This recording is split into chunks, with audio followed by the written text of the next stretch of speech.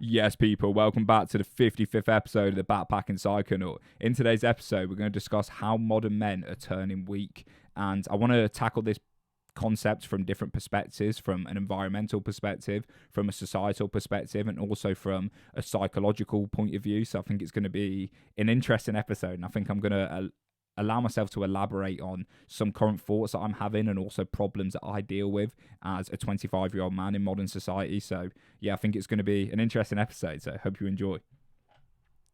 So as a man and as a human in general, we must lie on the border between order and chaos. And what I mean by this is order is your structure, order is what you know, order is explored territory, and chaos is the unknown. That's the discomfort, that's the territory you've never explored, that's the pushing out your comfort zone and overcoming your insecurities. And you must have one foot in each. You must have one foot in order, in the structured, the things you know, and you must have one foot in chaos, the things you don't know, the unexplored territory. And to make this simpler, it's about having your systems in your life that keep you grounded, that give you a sense of familiarity, that give you a sense of security, and also having times in your life and constantly having discomfort in your life and constantly having situations and scenarios that are expanding your consciousness and building your character and overcoming your insecurities. Because if you live on one extreme, you become rather subdued in inaction. Like if you're too ordered, if your life is just structured, routine, and you're never allowing yourself to expand out your comfort zone, your soul becomes like ripped from you. You live a life of quiet desperation because you're never allowing your character to adapt to new scenarios in life. But if you live too much in chaos and you have no structure, you're constantly in a world of change where you're never allowing yourself to grow and adapt and get used to the chaos. Because what it is the structure needs to have time to conceptualize the chaos and bring that into order. So order must move into chaos and consume it. And then that allows you to have a new sense of confidence, a new sense of belief in yourself to go and tackle new chaos. You must constantly be turning order into chaos. But as I said, once you live in either or, you're never allowing the balance of the two. And humans are balanced. Everything needs balance. It needs a sense of polarity. And without that, you're never going to allow yourself to feel peaceful and like you're making progress.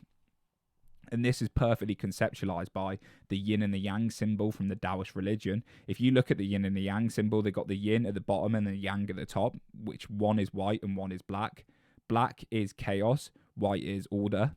And then it's got the little dots in between. So in order, you've got a little bit of chaos.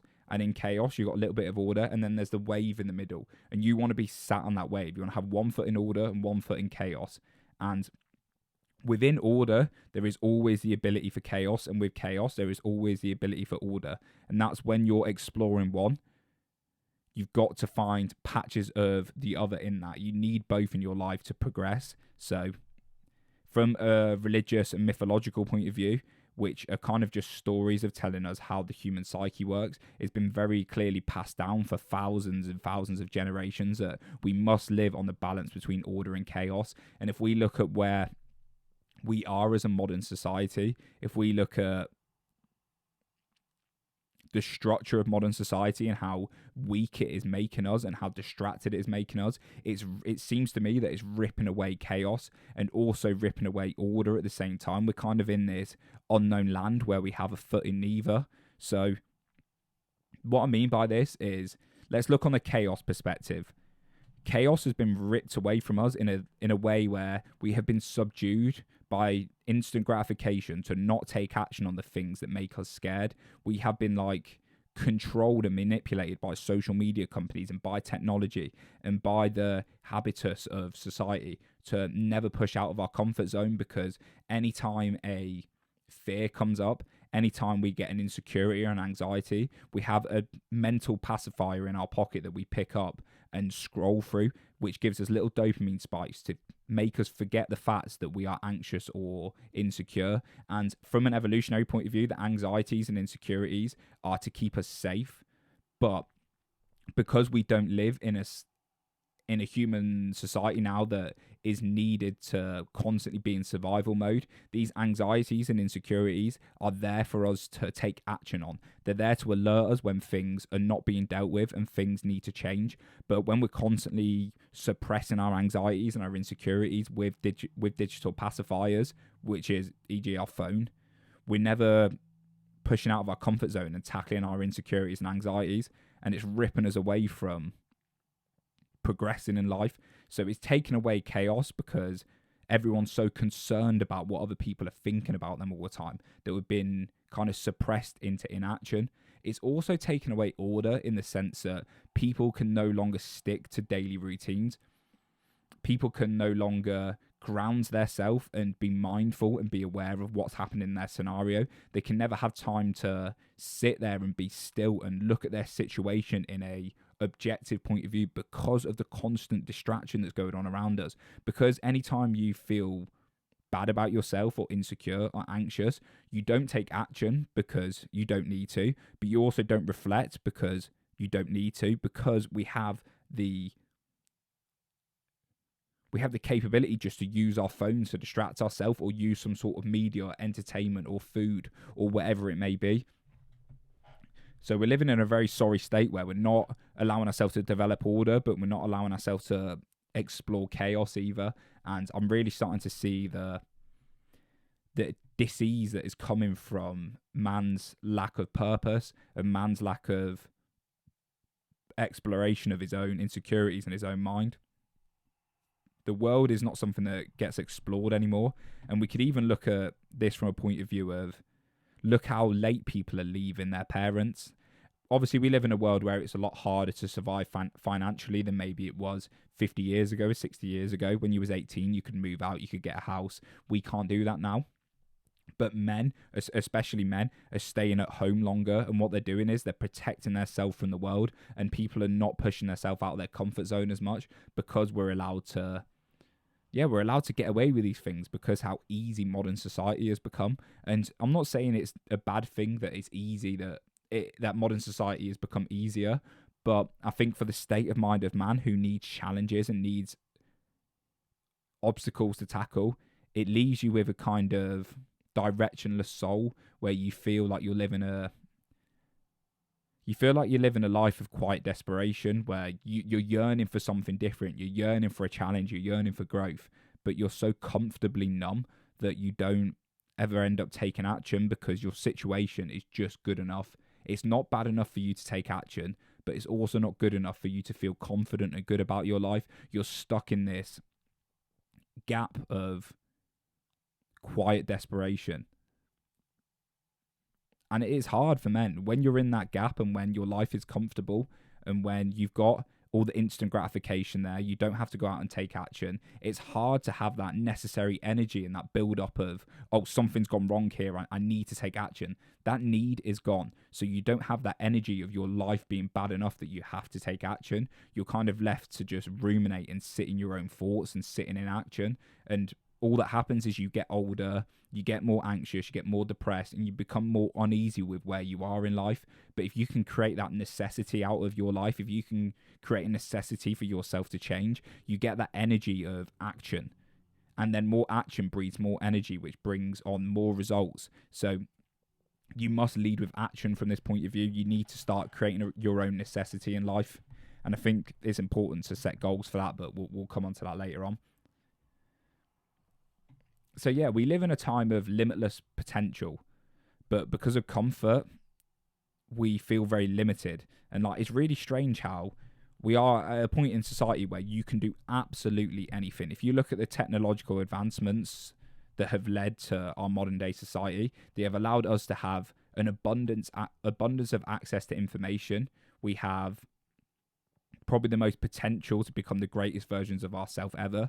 But yet more people are becoming more and more anxious, more and more depressed. There's more and more social anxiety. There's more mental health problems. And as a generation of men, we are the first generation to do worse than what their parents were doing.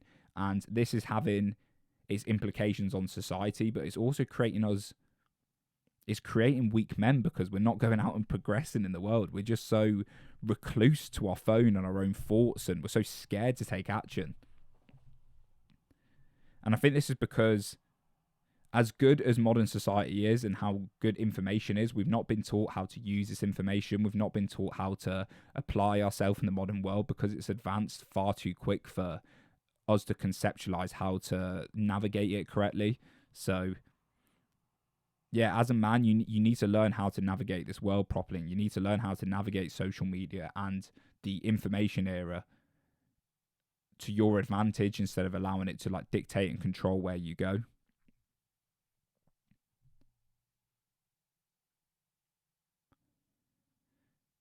The imbalance of order and chaos, the fact that we're not taking action right now, and we're not living lives of action, and we're not going out and exploring the world, and we're too consumed by our phones, kind of creates a soulful unease, and it suppresses this yearning for exploration. The fact that we have that inner energy in us, which from an evolutionary point of view was for us to go and explore unexplored territory, to find new resources, and to hopefully find new mates and new land that might have animals that we can hunt and berries and an abundance of food.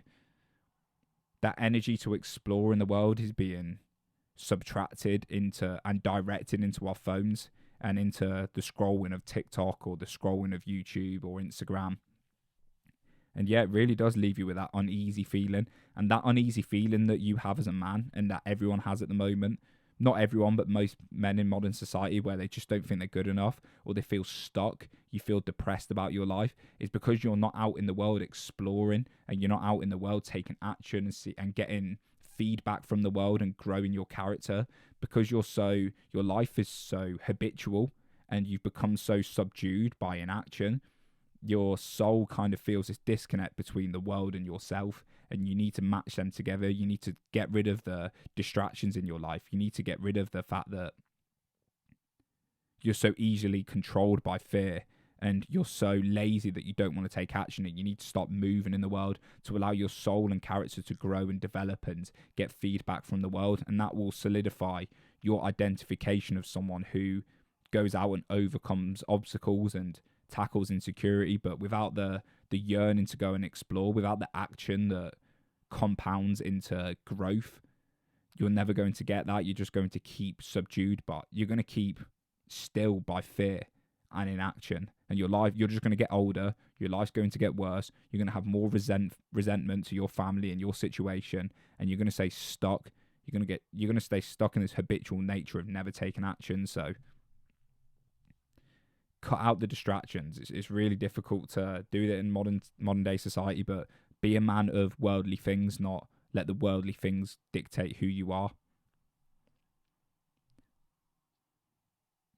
So the first step I would say is attention must shift to spiritual growth and character development.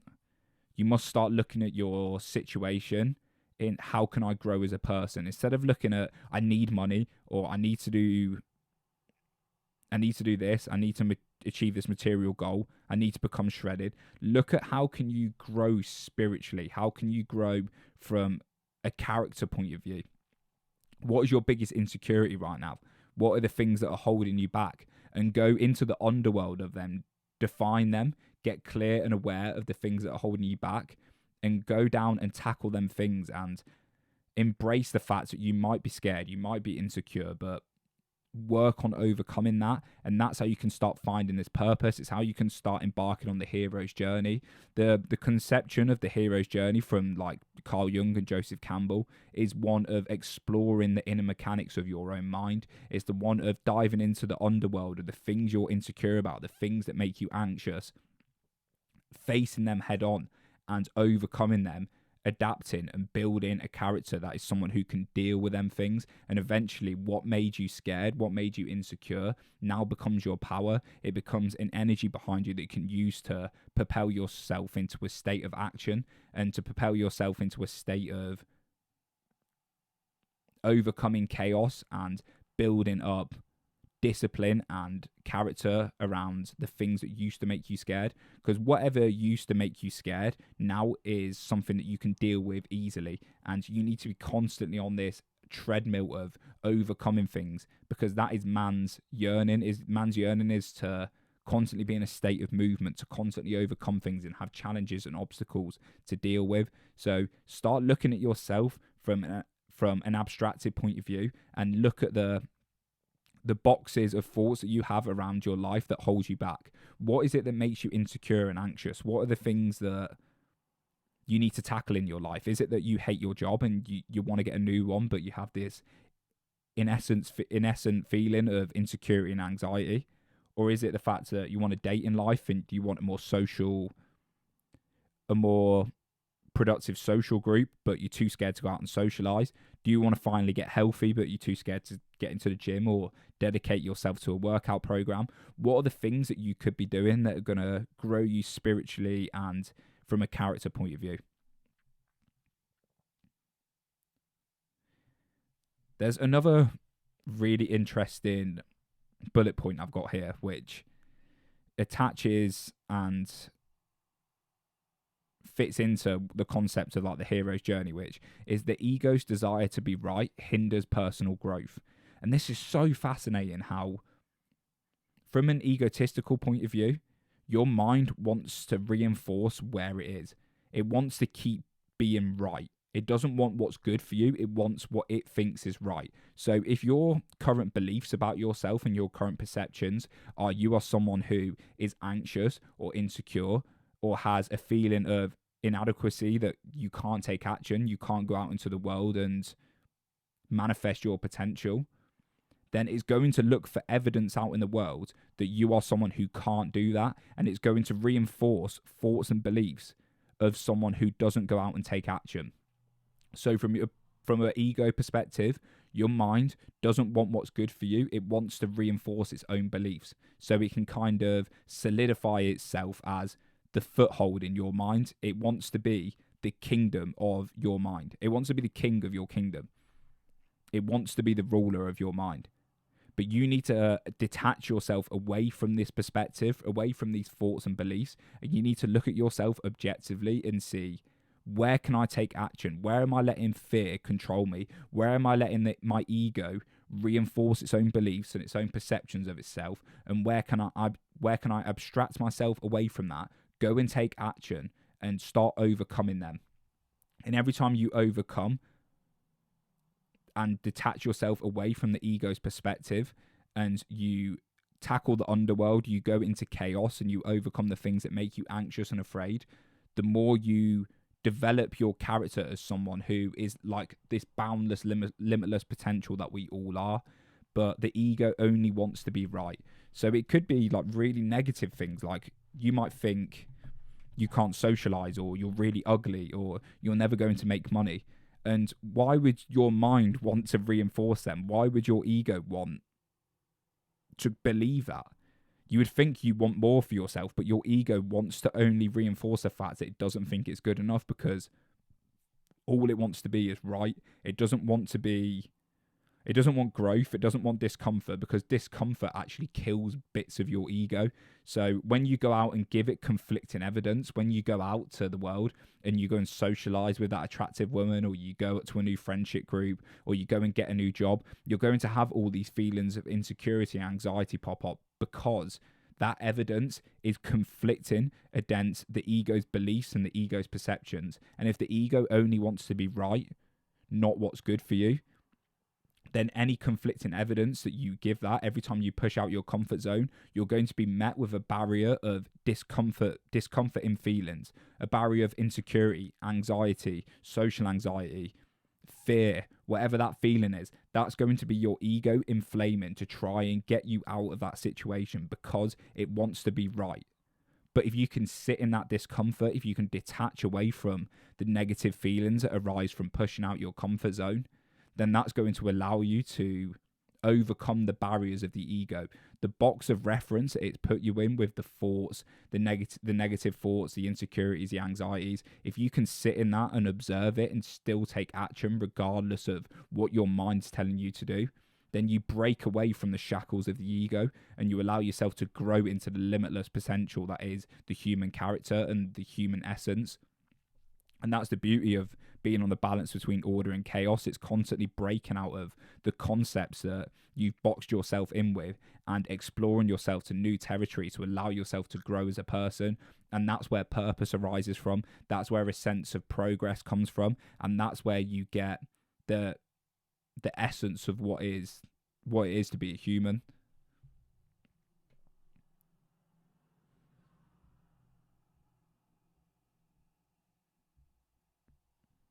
So the weakening of men is because we are just avoiding the fact of we need order and chaos, and we're not finding our own purpose. We are in a dichotomy now where, as I said before, we got so much access to information, but people are feeling so much less purposeful, and prolonged feelings of a lack of purpose lead you to feel depressed, anxious, and you don't know where to take. You don't know what steps to take. You don't know what value to take, and you kind of numb your ambition with distractions. And it's tough. It really is tough being a man in modern day society. It's not easy, but there is a way out of this for people, and you definitely can cultivate your character into someone that you want to be like, and you can go out and tackle the world and not live this state of anxiety and depression. So if we look at how to deal with modern day society, I think we should start looking at it from maybe I feel like I'm ruining this podcast, right? When you start recording podcasts, normally I don't do it with notes. I kind of just go free, kind of free ball it. But I've written notes today, and I've written quite detailed notes, and it's kind of spinning me out because I'm trying to stick to the structure of the notes whilst also exploring my own consciousness and exploring perspectives I didn't think I have. But it really leads. I don't know if I like having the notes there or not. I feel like it keeps it too structured, but I'm going to keep going now because we're 22 minutes in. So I hope the first 22 minutes has been good. But yeah, so I think we should move on to more practical steps of what is causing men to be weak. And the first one I'm going to discuss is a lack of testosterone. So I discussed this in the last podcast, very briefly. But for those that don't know what testosterone is, it is the male sex hormone. Women also have testosterone, but it's most predominant in men. And it is the essence of what makes you feel manly. It gives you confidence. It gives you this sense of purpose, and it gives you this conqueror feeling. It's also what allows you to produce sperm and to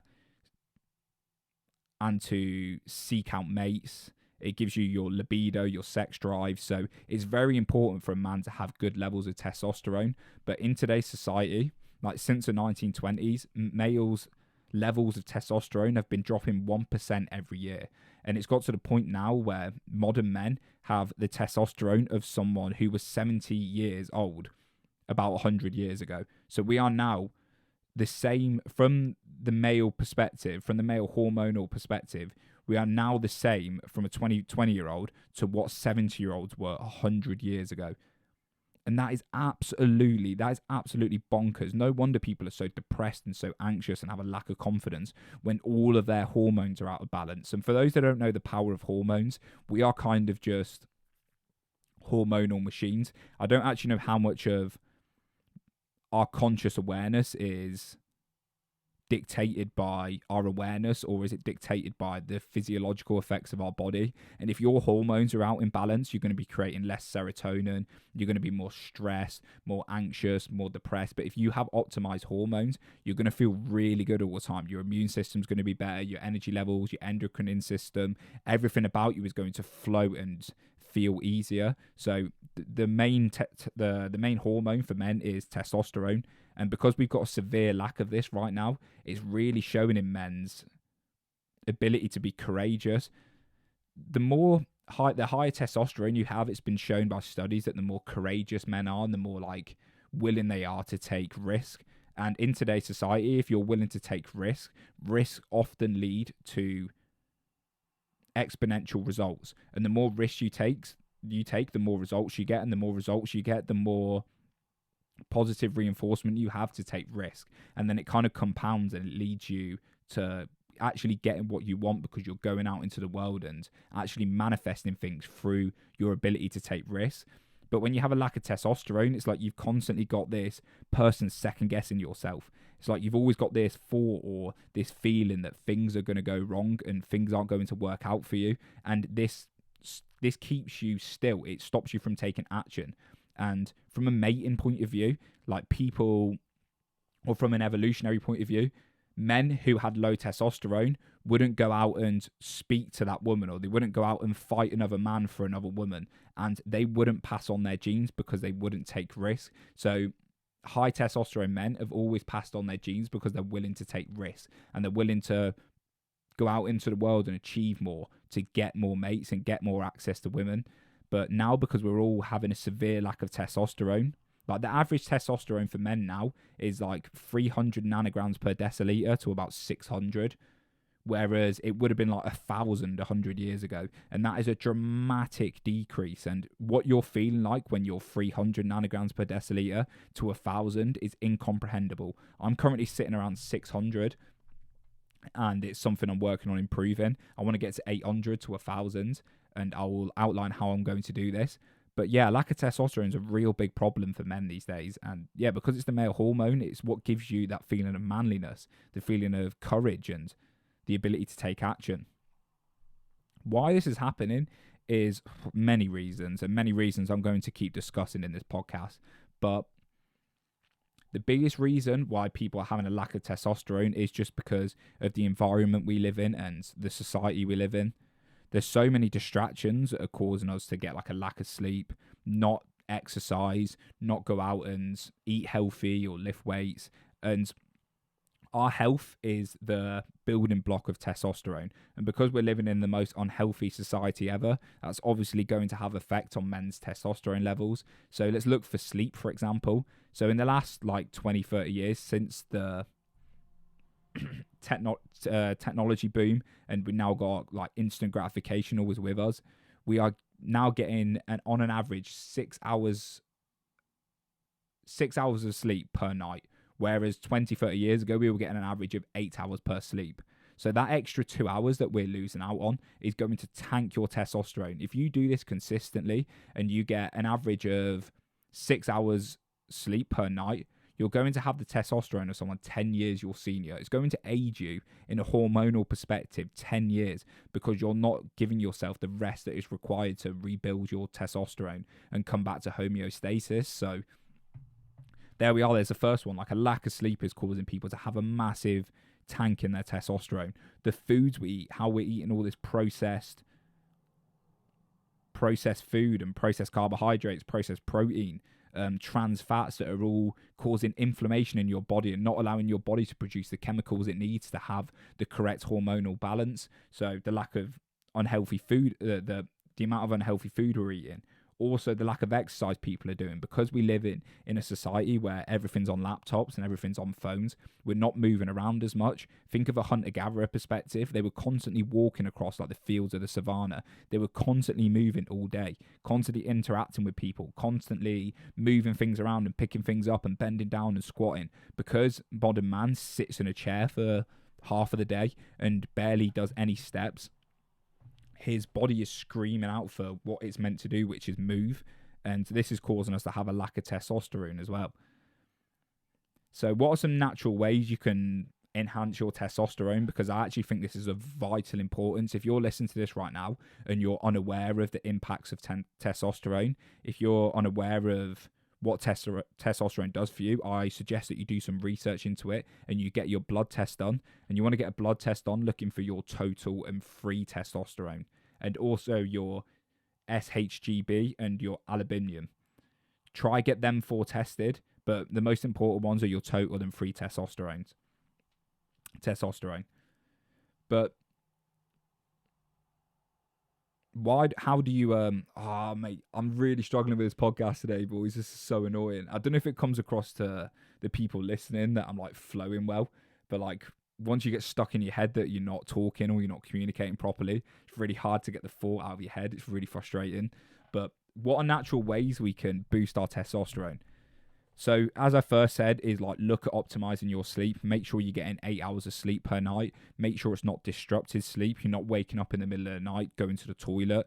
You're not got light, you've not got blue light radiating that's like keeps waking you up. Ensure that you're not having sleep apnea. So sleep apnea is when you're breathing through your mouth when you're sleeping and you kind of wake up gasping for air. So if you're constantly waking up in the middle of the night, it could be that you have sleep apnea and you're not allowing the deepness of breath to come in and out, and you're kind of like waking up starved of oxygen. So tips you can do for this are, as soon as you wake up, get some sunlight.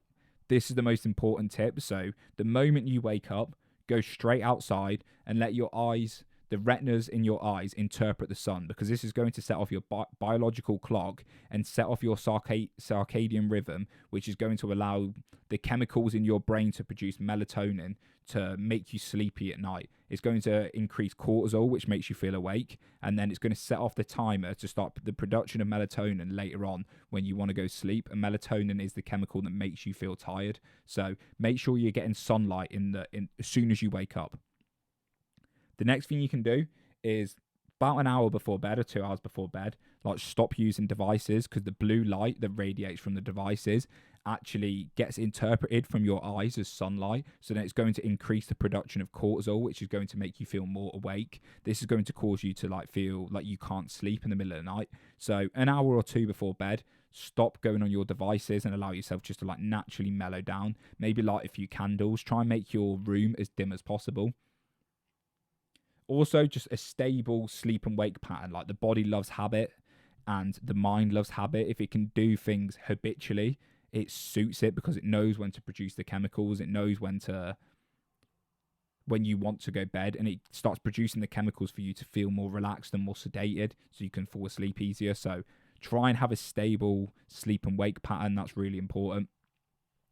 For food, make sure you're eating a lot of protein. So you really want to be eating a gram of protein for every pound of body fat. So if you're like 170 pounds, which is roughly like what? I'm not sure in pounds, but say if you're like 80 kg, you want to be eating like 180 grams of protein. You want to make sure you're getting a lot of protein, because protein is the building block of all of your muscle, and increased muscle increases testosterone. So make sure you're getting enough protein. Make sure you're giving your cells the building block of what they can actually increase and build testosterone from. So protein's really important. Make sure you're getting a lot of fat, like the healthy fats. So avocados, oils, maybe some nuts, and have like an adequate to maybe a little bit of carbohydrates. You don't want to be constantly carb dependent, because this is going to cause inflammation in your body. It's going to allow your cells to constantly be burning free toxins, which is going to cause inflammation in every part of your body. So don't eat loads of carbs, but have carbs around your training to increase your glycogen stores so you can work out easier.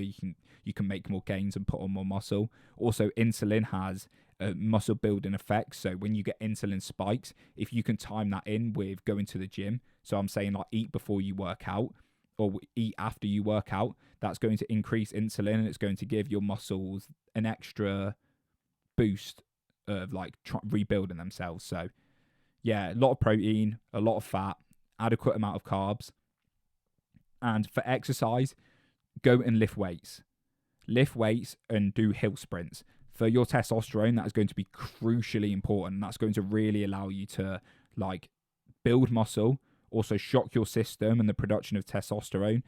And yeah, it's going to give you the feelings of confidence. It's going to allow you to build muscle, which increases testosterone, which then increases muscle, which then increases testosterone. So yeah, make sure you're lifting weights. And if you want to know how to lift weights or how to get into shape, go and listen to my podcast of How to Get in Shape 101. That will give you everything you need to know.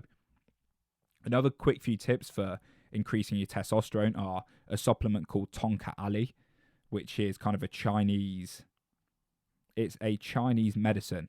And if you use this, it increases the production of free testosterone by reducing the amount of sex hormone glyndimbobulin. I don't know what the word is. It's SHGB.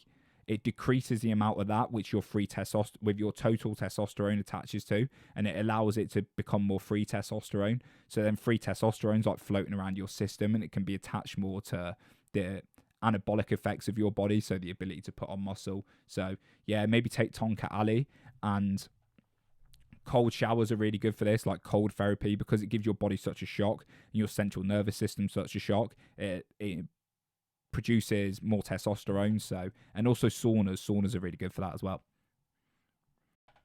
Next is the impacts of social media, and I kind of want to link this in with the lack of testosterone. So because social media keeps giving you the comparison of other people's lives, you're constantly exposed to the highlight reels of other people's day-to-day living, and you're only seeing their portrayed version of what they want you to see.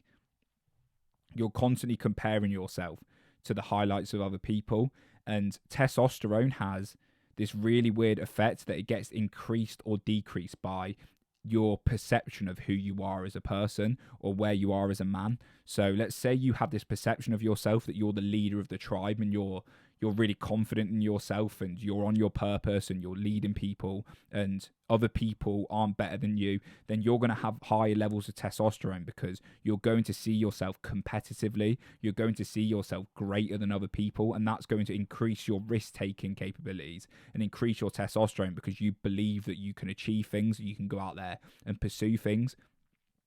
But because social media gives you this false representation of what everyone else is doing, then you're constantly thinking that you're worse than what you are, because you're seeing people who are getting loads of likes and who are out in Dubai living this influencer lifestyle, and you're only seeing this cultivated persona and character of what people are portraying. But in actuality, if you was to have a conversation with them, or if you was to see the operations of their day-to-day life, they're no different to you. They're only portraying that on social media to make themselves out better than what they are. But because you're looking at this portrayal, because you're seeing this representation of this character that they want to show you, your subconscious mind and your evolutionary mechanics are seeing that person's character in a way that is better than what you are. And that competition, that realizing that you're not as good as other people, is going to decrease your testosterone. So social media actually has a direct impact on what your testosterone levels are, because testosterone is so based in your own perception of yourself. So the more you're perceiving yourself worse or less than other people, the less testosterone you're going to produce and the less risk-taking capabilities you're going to have. And then that's going to compound, because you're going to sit in inaction, not take risk, not get results from the world, and then that's going to keep compounding and make you feel like you're less of a man or less of a person, which is going to decrease your testosterone. So you see how social media can get you stuck in a thought loop of inaction due to actually manipulating the chemicals in your brain. Also, social media, how it makes men weak is it gives people, as I was talking before, these digital pacifiers, because it's constantly hijacking your dopamine receptors. It's causing you to constantly be distracted and constantly compare yourself to others and not take action on things. And this attention and this concentration is so important for a man to have.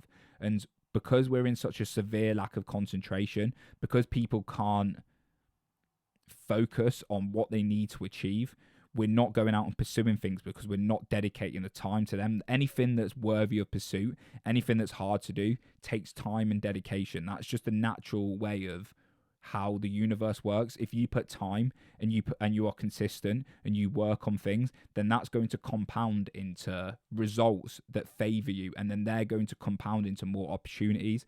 But because you haven't got the ability to sit down and do the work or go out and take the action, because you're constantly wasting your time on these social media companies, then this is going to stop you from achieving things in the world. It's going to make you weak and subdued, because you're not actually going out and achieving things. And it's really difficult how it's so easy now just to sit and scroll through the Instagram algorithm, or just sit there and watch YouTube and not take action on things. So social media is going to make men weak. It's making men weak from a comparison point of view, from an instant gratification point of view, from a lack of attention and focus. But also another one that I've really kind of deciphered, and I don't see loads of people talking about, is this overwhelming sense of options in the world. And this is something I deal with massively, having this sense of crazy intellectual curiosity where I'm so fascinated by everything that's around me, the more I'm exposed to loads of different avenues and information, the more my curiosity peaks in each direction, and it's stopping me from just sitting down and being consistent with one thing. So I think this is making men weak because men have now too many options. And there's something called the paradox of choice by, I think it's Barry Schwartz. And he was saying how if you went to a store 100 years ago, 50 years ago, 60 years ago, there would be one pair of jeans in one color in 3 sizes, small, medium, and large. And that's all you had to pick. And whilst that may stop you from finding out exactly what you want, at least it was a very simple choice. But now you go into a store and there's 1,000 pairs of jeans in 1,000 different types of fittings, in 1,000 different colors, in 1,000 different sizes. And what this does is this amount of options that is available kind of causes you to be paralyzed and not take action because you've got too many options. You have this like decision fatigue where you're constantly weighing up the benefits and positives of this thing and that thing. And instead of actually taking action on something and just letting the road of action take its course, you're now just over analyzing everything. And I do this so much. I constantly go on the internet and see this new fad of make money online with crypto, or make money online with this or that, or you could do this, you could do that. And there's too many options for me to pursue. And what this does is it leads me to do loads of research on loads of little things, but not take action on one thing. And I kind of want to see it as like a graph, right? So say if we're in a race, say if someone just stuck to one thing and went forward, but I started loads of things and just started moving a little bit in that direction, and a little bit in that direction, and a little bit in that direction. We could have put the same time into improving ourselves and learning, but because someone's stuck to one thing and I've stuck to loads of different things, then the growth that person is going to achieve compared to me is huge. Even though we put in the same time and the same allocation of resources, because he's just stuck to one thing, he's got really good at something, whereas I've just got okay at everything. And in this day and age, like if you get really good at something, there's loads of ability to monetize that. There's loads of ability to find passion and a sense of purpose. But if you're trying to do everything at once, you're never going to make progress. So that overwhelming options that social media and the entertainment platforms offer you, like YouTube or Instagram, it's kind of debilitating. It stops you from ever taking action. So other ones are like YouTube. YouTube can be a massive rather benefit or time waster. And I think people are constantly watching YouTube videos on how to improve ourselves, or constantly trying to learn things instead of just leading with action. And they're abstracting thoughts too much other than just like taking action again. So yeah, YouTube it can be be of service, but I believe it's making people weak as well. And the last one I want to talk about is video games. Video games were a tough one because there's a reason why humans are so attracted to video games, and it's because the designers of these games, the people that have made these games to like take your attention, have designed it in a way to mimic how, from an evolutionary point of view, you get positive reinforcement from taking action in the world. So if you look at video games now, it's always about upgrading your character, or always about like leveling up or doing something, seeing progress in your character. And that sense of progress that you get from your character, the sense of competition you get from fighting people on a certain game or playing a first person shooter, that is stimulating the same evolutionary mechanics of going out and doing something hard, like growing a business or building a hut for you to like live in, or doing something that's difficult, doing something in the world. You get the same dopamine spikes, you get the same manipulation of serotonin than you do playing a video game, but one's actually of use and one's just to distract you. So video games have been designed in a way to make you feel like you're making progress. Your mind doesn't know the difference between what's happening in a video game and what's happening in real life. It just gets a sense of purpose and the sense of achievement. And when you keep doing this with instant gratification like video games, you constantly subdue this need to go out into the world and do things by putting that into something that's of no use to you. And that doesn't mean you can't play video games. That doesn't mean like they're the end of the world. But if you're finding your sense of achievement and your sense of progress from video games, you're putting that energy in the wrong place. You're not giving the focus and attention to the things that need to be looked at. So yeah, video games can be really tricky because you can feel like you're progressing loads and they can make you feel really good, but that's because progress in real life feels really good. It's just a lot harder, and video games are kind of the easy way out to get that feeling of you're progressing in life. So the next thing I want to talk about is an unhealthy lifestyle, and this kind of leads into what I was talking about from testosterone, but this is quite clearly making men weak. The lack of sleep that people are getting, I'm going to talk about this again, but it's so important to have a consistent sleep and wake pattern and have good sleep hygiene, because sleep, if we had a pyramid of health, sleep would be at the bottom. It is the most important thing and lifestyle thing we can do for our health. It's not even a lifestyle habit, it's an essential. You have to sleep. Everyone has to sleep. And when you're not getting proper sleep and you're not looking after your body, you're constantly in an elevated state of cortisol and stress and inflammation in your body.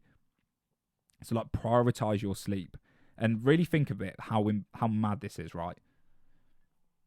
Sleep is the only time where humans are completely vulnerable. So think of it from an evolutionary point of view. When you was out as a hunter-gatherer, you was out in the savannas picking berries, hunting down mammoths, running away from tigers, there would be 8 hours of the night where you are completely vulnerable, where you are pretty much unconscious, you don't know what's going on around you. Why would evolution design something that makes you so vulnerable? The whole process of natural selection, of evolution happening, is to do things that help us survive and pass on our genes. So why would it evolve the ability for us to be completely vulnerable when we're not going out and finding food, we're not going out and passing on our genes, like sleeping with women or mates, and we're not building anything to help us survive? And in reality, we're the most vulnerable when we sleep. So that shows to me how important sleep is. If sleep is that important that is willing to make you vulnerable for 8 hours of the day when you don't know what's going on, then it is something embedded into the core of the existence of every animal. Every human, every animal, every creature sleeps. And it's so important because it's your brain's ability to reset. It's your body's ability to reset and to allow itself to digest what has happened and go again for the next day. And if you're cutting down this reset, if you're cutting down your ability to get proper rest, then you're never going to be in an elevated state where you can go out and keep improving. The difference between having a good night's sleep and having bad sleep is night and day for me. The more I focused on my sleep, the more I become aware of it, the more I realize it is the most important thing. And the less I sleep, the more junk food I eat, the more bad habits I do, the more anxious I am, the more depressed I am. And also think of it from a perspective of we have dreams. So the dreaming state is so interesting, right? So when we sleep and we go unconscious, we somehow access this other world where our minds start playing out these dramas. We start interacting with figments of our imagination. And why is this happening? So if we look at it from a Jungian or Freud point of view, dreams are our mind trying to digest unarticulated knowledge into articulated knowledge. So when you have a dream, when you dream about something that's completely crazy, that's your brain, that's your set of beliefs and perceptions trying to formulate an idea around what action you should take. And the more you can dream, the more you can access REM sleep, which is the deep sleep where you actually have the ability to dream. the more you can realize what actions you need to take. Dreams are just your mind telling you where you need to go. And the more you can interpret your own dreams, the more you allow your dreams to happen, the more knowledge you get of what actions you should take next, the more knowledge you get of where to go and what you need to do in your life. But without dreaming, without allowing yourself to be aware of your dreams, it can kind of feel like you're disconnected away from the true essence of what you need to do. So prioritize sleeps. I don't know how I went on that tangent there, but yeah, so prioritize sleep. Diet, as I said before, protein, fats, and limit your carbohydrate use. Also, for a good, healthy lifestyle, like your gut needs to be in balance. Your gut biome, which for those that don't know, is kind of a accumulation of bacteria, viruses, loads of like these microorganisms that are living in your gut, in your intestinal tract, that are causing and manipulating the way you think and feel. And if you've got a gut imbalance, if you've got a growth of bad bacteria in your gut, this is going to cause you to produce less serotonin, which is the chemical that makes you feel confident and happy about yourself. Also, the gut is known as the second brain, and it actually has an access direct correlation of information to your brain. They connect and talk together. The mind and the body are the same things, and your gut has wisdom in it. It's where you produce 95% of your serotonin. It's where so much things happen. The controlling of your immune system, a lot happens in your gut. And so if you've got a messed up gut, if you're struggling with like bloating or IBS, or if you're struggling with like gut issues when you eat certain foods, this is going to make you feel weak. And it's the old saying that trust your gut. If your gut is messed up and you're constantly bloated and you're feeling uncomfortable with the food you're eating, then that's going to cause you to have a disconnection between what you need to do, because your impulses and this kind of intuition that you have comes from your gut. So yeah, prioritize your gut health, prioritize your hormones, and do this by eating a lot of protein, eating a clean diet, cut out the processed foods. And the last thing I want to talk about with unhealthy lifestyle, which I've covered all these in testosterone, but I think it's important we go over it again, is the lack of movement. Incorporate physical activity in your daily routine. Make sure you're doing cardio. Make sure you're lifting weights. Lifting weights is the most important one. Make sure you're stretching. Make sure you're out in nature. Go out and just move around and be a human. Like, unfortunately, humans are born with a body that needs to move, so make sure you look after it. The next thing is adult entertainment. I'm not actually going to say the name because it actually stops your videos from getting promoted on social media, which is really weird. But the more you're watching all these like dirty websites, and you're going on to sites where you can see sexual activity, this is going to cause you to suppress the urge to pass on your genes. So your brain doesn't know the difference between watching somebody have sex and having sex. And if you just sit there and maybe like bust one out, that's not going to know the difference between you actually going out and passing on your genes and you just busting one out. It's going to have this false sense of gratification, this false sense of progress. So when you're doing this, when you're constantly like masturbating, you're taking away the essence of what is the human existence to go out and pass on his genes.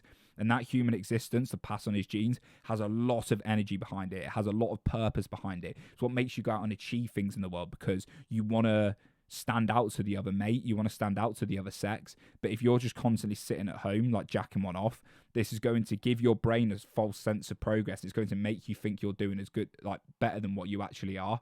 So yeah, make sure you're not watching all like adult entertainment websites, because that's going to make you feel worse as well. And that's something that is making modern society weak. It's making us have a weird relationship with women. It's taking away the essence of what is a man. Like, if you've got this build up of sexual energy, that can be transmuted into something productive. Like, try going a few days without busting one out. Like, try a week. You have this increase of energy where like you kind of don't know what to do yourself. You get like incredibly horny. You get but all this energy. But if you can learn to direct that into something productive, that's extra energy that you can use. So don't go out and just watch adult entertainment sites. Actually go out and speak to women, which will increase your testosterone again. Go out and build relationships with women and build up the confidence with women. And yeah, stop watching the instant gratification stuff, because you don't know what effects that's having on your mind. The last two things I want to talk about, I've got something stuck in my throat. It's really annoying. I don't know how long I've been talking for here, but yeah, I really enjoyed this episode. As I started off, it got a bit...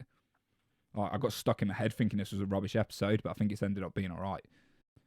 So the last two things I want to talk about is being a bit directionless. So if you don't have a purpose, if you don't have anything to direct your energy into, you're going to find something to put that energy into.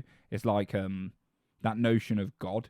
Like, if you don't have your God defined, if you don't know what is the highest point of reference that you have faith in, then you'll find something to fill that.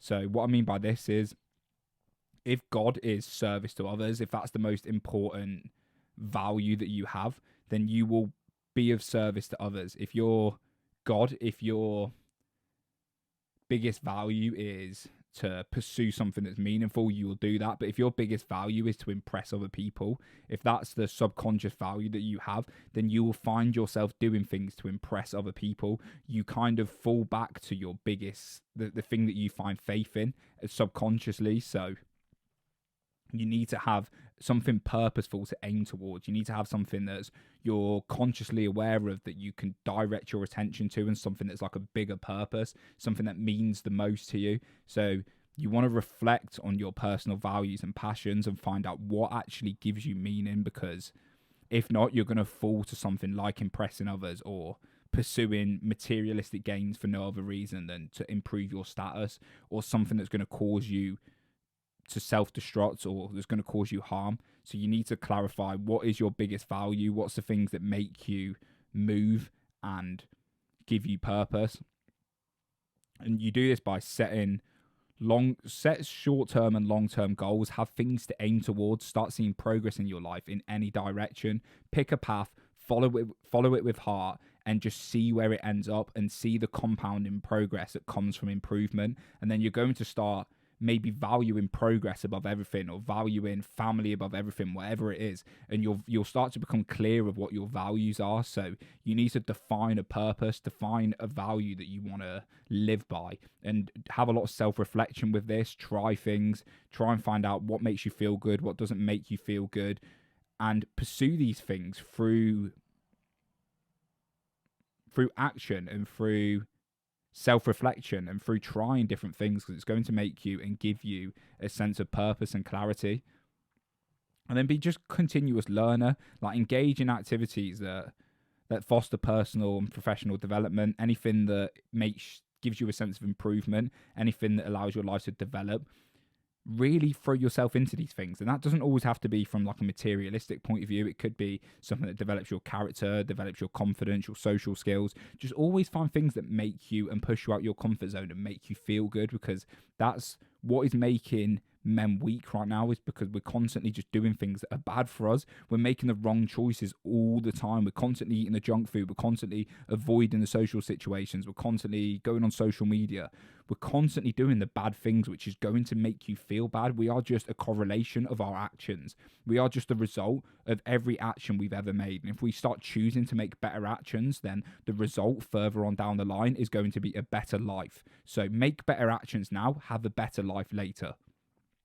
And that doesn't mean you won't face adversity and things won't go wrong. You can make every perfect choice from now to the end of your life, and something could still go drastically wrong. But it's better than the opposite, which is to constantly make bad decisions, because that is actually going to guarantee that you are going to be in a bad position. The only way you can put yourself in the best position for success is be consistent, make the right decisions, and do that more often than not. The more often you make good decisions, the more often you instill good habits, the more often you overcome insecurities and anxieties, the more often you're going to get better results and the better your life is going to be. So you are just an accumulation of your actions. Keep making better actions day in, day out. More often than not, improve 1% every day, and embrace continuous learning. Constantly be adapting, constantly be willing to let your ideas die. We become so identified with not ourselves but our ideas. This idea that I am someone who does this, or I believe this, or I believe that, I always do this, I eat loads of junk food. Whatever idea you have about yourself, you become attached to that idea, and then this forms its own life force as part of your identity. It becomes part of your persona and a part of your ego. But if you can let that drop and die, and you can embrace the fact that you're someone who relearns, you're someone that learns continuously, and you're someone that allows yourself to adapt and grow, then you're always going to be changing. You're never going to be still. And as is the nature of reality, everything is flux, everything dies and grows. And your identification of your sense of self does the same. You have this identity of who you think you are, then you expose yourself to situations, you make the right choices, and that grows, dies, gets conflicting information from the world, and then you grow a new identity, and everything's continuously dying and growing. And you do this by allowing yourself to let go of your ideas, by making the right choices, and by pursuing purpose and meaning, not pursuing what's easy, not pursuing instant gratification, but allowing yourself to expand and then grow.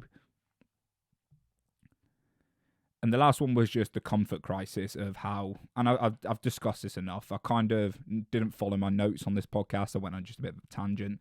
But the comfort crisis is something that is it's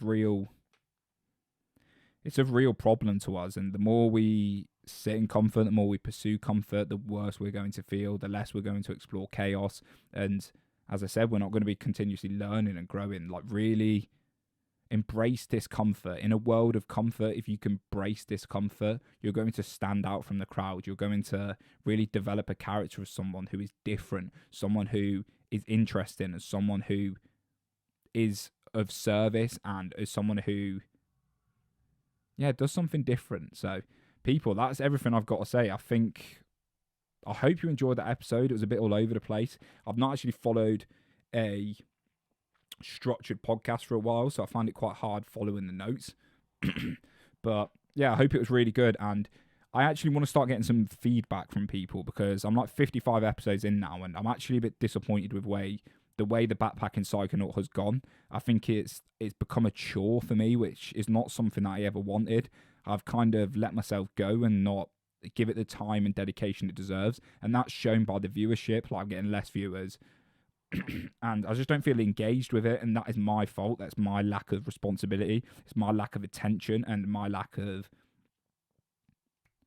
engagement with it. So I'd like to apologise to people just for the last couple of episodes. I don't know if they've been interesting, but they've not been my best work, and I want to start giving you the best of me. So yeah, thank you very much for listening, people. If anyone needs any help with anything, just reach out. I feel like I'm getting to a stage in my life where I'm starting to feel momentum and progress again, and it's nice.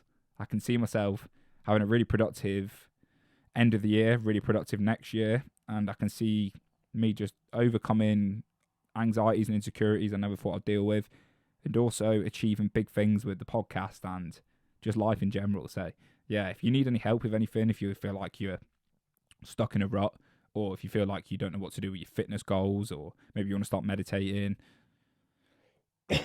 give me a shout, and I'm sure I could help you. And if anyone's got any feedback for the podcast as well, that'd be huge. Just let me know. Let me know if you enjoy the episodes. Let me know if you don't. Let me know if you think I'm a knobhead. Let me know if you think I'm doing things wrong or I'm doing things right. So yeah, thank you very much for listening, people, and see you all in the next episode.